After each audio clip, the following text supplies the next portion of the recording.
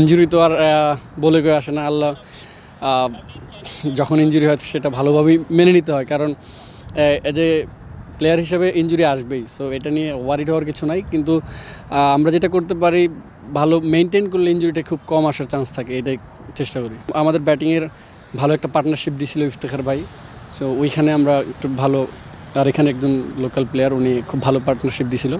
আর বোলিংয়ে আমরা পাওয়ার প্লেতে আর্লি উইকেট নিচ্ছি, এইটাই আমাদের ম্যাচে টার্নিং পয়েন্ট ছিল। খুব ভালো লাগতেছে, টিমের এনভায়রনমেন্টটা খুবই সুন্দর, বিশেষ করে আমাদের ওনার ফ্রেন্ডলি খুবই, একবারে ক্রিকেট বুঝে আর কি।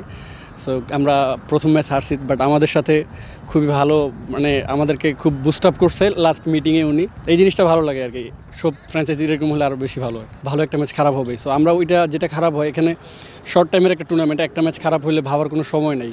সো খুবই শর্ট, দেখছেন গতকাল খেলছি আবার আজকে খেলতেছি। সো আমরা যেটা খারাপ হয়েছে সেটা ভাবিনি, আর যেটা ম্যাচ আছে সেটা নিয়ে ভাবছি, তার জন্য মনে হয় আমরা বেশি ভালো করছি। ভালো লাগতেছে, দলের জন্য কন্ট্রিবিউশন করতে পারলে সবারই ভালো লাগে। সো সেই ক্ষেত্রে আলহামদুলিল্লাহ, আল্লাহর কাছে লাখো শুকর যে আমি দিতে পারছি কিছু।